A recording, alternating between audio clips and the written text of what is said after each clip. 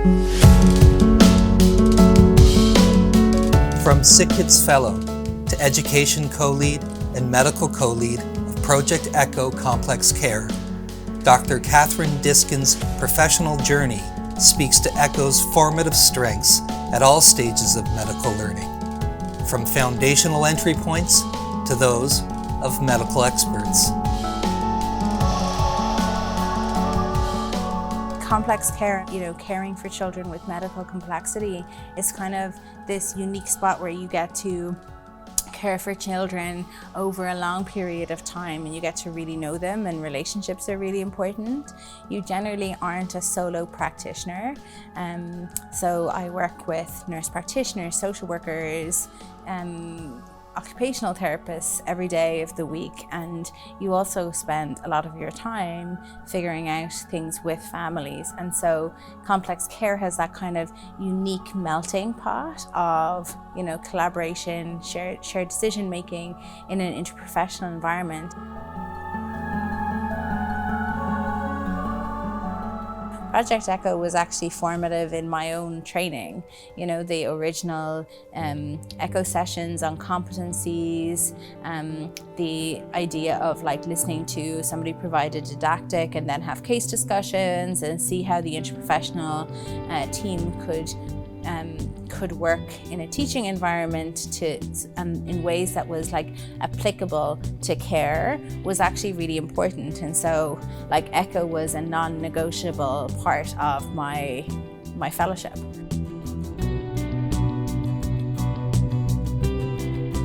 When I became faculty at SickKids and U of T, I took on to be the medical lead because my area outside of children with medical complexity, my area of academic focus is education. And so now I look on Project ECHO as always an opportunity for learning. There isn't a day or an ECHO session that goes by when I don't pick up some nugget that I can apply to my clinical practice that day or the next, but also as a way of building a community of practice. And so what I think is phenomenal about ECHO is that you have a group of individuals who work literally all over maybe North America, but oftentimes further afield, and they come to both learn but also share their own experience. And I think that that's the piece that's really exciting for ECHO is that it's a model through which people can develop their own expertise but also develop connections with other professionals caring for a similar population of children.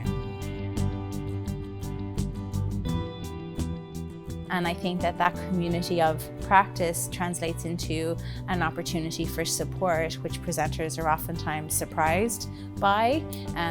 But again, I guess it comes back to the point that people are eager to share their stories, but also eager to be part of a supportive community. A community of practice is never static, either in its knowledge, its members, or even for who's part of it, where they are in their learning of children with medical complexity. Something that I didn't appreciate about ECHO is that it can address the learning needs of everyone from novice, from new to complex care, right through to established experts.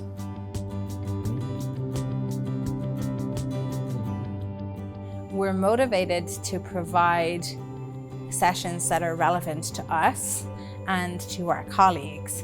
And so in general, the topics are, just last week, it was about feeding assessment in children with medical complexity, something that crops up week in, week out in the care of children with disability and medical complexity.